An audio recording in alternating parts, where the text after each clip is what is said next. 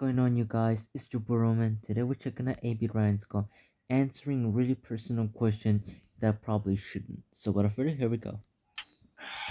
Okay, this has never gone. Stay tuned. Crap. I AB was trying Ryan, to turn the light Cup and the Scout turning thing just 29 fell off. on That's great. 39. Having a light Oh, behind your 39. desk, though, especially when there's no room and you try and turn that on every time, the stretch it gives you on the arm, Stay it never tuned. gets AB easier. Ryan, 39. It's about time, though, Cup guys, you Scout went ahead and got 39. personal together. So, in recent days on Stay YouTube, tuned. there's been this trend for creators really to do this Q&A type of video where they basically allow their fans to ask them more personal questions, let their fans get to know, I guess, the creators a little bit more, and I figured it would be really fun for me to actually do the same thing. I threw a tweet out there just to see how many people would be interested, and yeah, you can kind of see that I got 1.2k comments, of which I got to filter through and find the best comments to answer for this video. And I'm going to be real, guys, it kind of pains me to think what sort of questions are in there. No doubt it's going to make me look like disappoints. But I do not want to beat around the bush too much for this thing. I want this to be a much more relaxed video, really just me answering questions that you guys have to ask, and I guess we're just going to see how this could go. It's going to be very interesting to see the sort of things that pop up, what you guys really want to know about me, because that is the thing about this. I've seen Jacksepticeye and BG Mike both do this exact same concept of video, but the fans that they have, of course, are going to pose different questions relating to them. So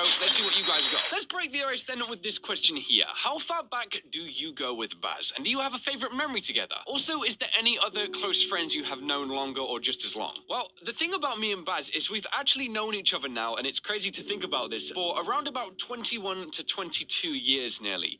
We met basically in what's called reception in the United Kingdom. So first of all, you go to a primary school. Reception is like the beginner class which you have to enter. You basically do nothing. You play with toys all day. It's a good old time. But for whatever reason, myself and Baz, I guess we just seem to share similar interests with a small group of friends. What we did during that time, of course, I don't actually remember, but I have vivid memories of us kind of always talking about, for example, the sort of games that we'd be into at the time. I believe the PlayStation 1 and Nintendo 64 was all the range by this point. These were the game consoles out. We used to talk so much about Resident Evil 2 almost all of the time, and one of the memories I actually have about this is we once convinced basically the whole entire class to play as the zombies whilst me and Baz were the only two survivors. The people playing the survivors got really bored. We basically shared very similar interests through growing up as well. Devil May Cry, we continued playing the Resident Evil stuff, Guitar Hero, and it's kind of always been that way, you know, like through the teenage years we'd always play Xbox together. In regards to a favorite memory together, I can't really think of an exact one.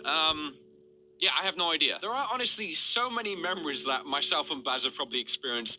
It's hard to kind of think of one specific one which really sticks out. It's an oddly hard question to answer. I can't even think. I'd say one funny memory was the first time we ever visited Scotland and stayed at Razbowski's place.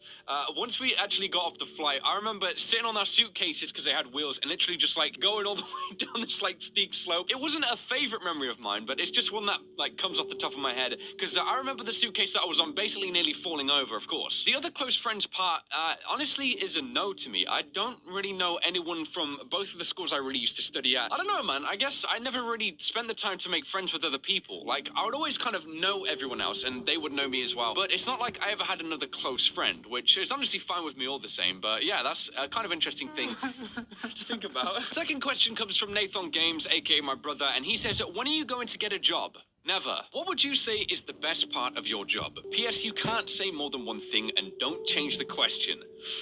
Oh man, you see, this is what I wanted to do with this. I wanted to go into all these questions completely blind with no planned script. This is getting my thinking cap on right now. There is so many elements that seriously go into this as a job. A lot of people just think you kind of throw content out there, and a lot of people aspire to do the same thing. They ask me, oh, I want to do exactly what you're doing. I think what people fail to see is that a lot of times, and I used to do this myself as well when I was much younger, people only see the final product of the video that you've actually spent your time working on. And I put a lot of time into crafting that experience, or rather, especially the watchable experience for you guys. It's a lot of work. It was a commitment that when I first began this thing and I was like, oh yeah, I'm just gonna upload YouTube videos, I guess I didn't think it would be this demanding. It is a 7-day-a-week job, and it's been that way for the last 4.5 years now, and I really don't mind that, by the way, guys. I'm not trying to say that's a bad thing. It is the funnest job I could have ever imagined myself ever falling into, and I'm forever grateful, and I never want to lose this. So get back on track. He says you can't change the question. What would you say is the best part of your job? I would probably say the uploading part. of a video process. Okay. It's easily the part which gets my heart beating the most because you work so hard on crafting a video. You spend the time recording it, making sure that what you're talking about actually makes sense, because there's been many times where you scrap it. You get through the editing, which in my opinion is the most grueling section of it, but it's also the most rewarding because you can truly craft what was once just a commentary section into a video which really tries to represent what you want it to be. Then you finally put the video out there for everyone to see and you get the feedback, and it's such a fantastic experience. I would say that part is alone, especially as well when you try something new. At the time, like, you feel absolutely awful and you actually feel nervous about if people are going to take to it, because like sometimes my content gets like 200,000 views and things like that. That is a lot of people that you could potentially disappoint. So you really do feel like the pressure is on for you to make a video that is definitely going to be good, and you don't know how it's going to turn out, like especially if it's a brand new concept. I guess kind of like this one. Seeing people say they found it funny, just enjoyed it, you know, something like that, though, it's the best part of me. I read a lot of the comments that I actually get on YouTube. I use that as a source of feedback, which sometimes is a bad thing to do because you can get trolls and stuff like that. But for me, I really do enjoy the uploading part. So yeah, I would say that. How much farts do you take per second whilst eating beans on toast? Max Up comes in and says, actually a waste of a question. What? I don't even know how to answer this question. Saying that, I don't even know the last time I actually ate beans on toast, so I don't know. I guess Max was kind of right. As a YouTuber, what did your parents or anyone you know felt about you starting your career by making videos, and does it affect you? And the main thing, how many gigabytes of RAM does it take to create 90? So I actually started out pursuing YouTube as a job around about, I think, 4.5 years ago. It was towards the beginning of January 2015, if I remember correct. I was still in university, so I was still studying. I had a part-time job, of course, as a drum teacher, and it was actually after a slightly drunken night of playing poker with my friend Baz that he actually gave me the idea to begin YouTube again. And it's giving me fuzzies rethinking about this, dude.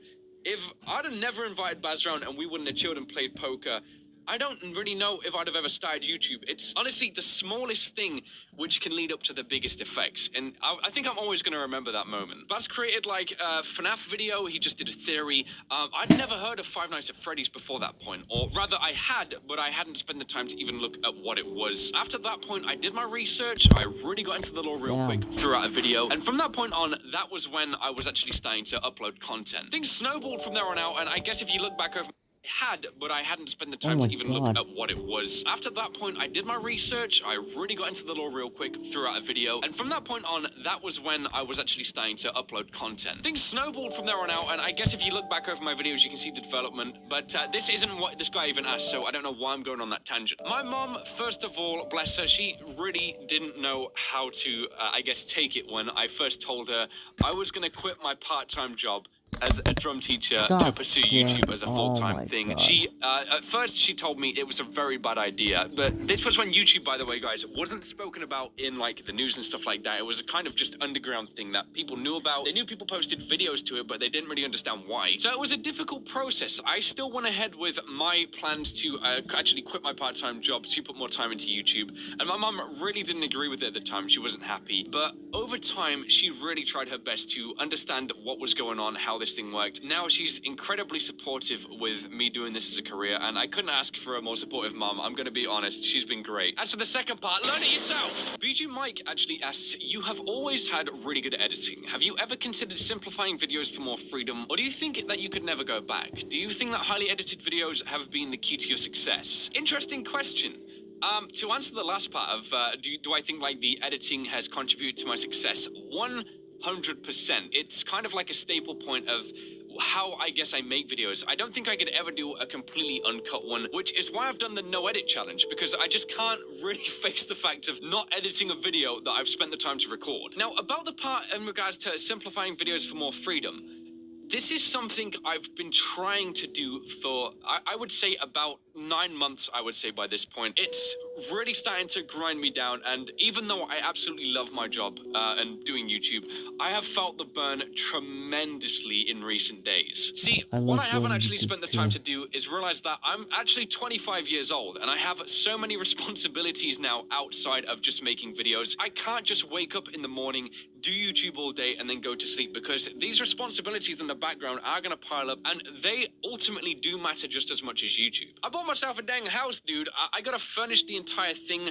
I've got to do my taxes. I got to do my insurance. Like, there are so many different things that amount up, and it's just all part of adulthood, to be honest. So it's not like I'm suffering more than everybody else. Okay, Everyone has the same guys, thing. so However, guys my enjoy. workflow So has donate to definitely been Trump a detrimental guys part first and in the last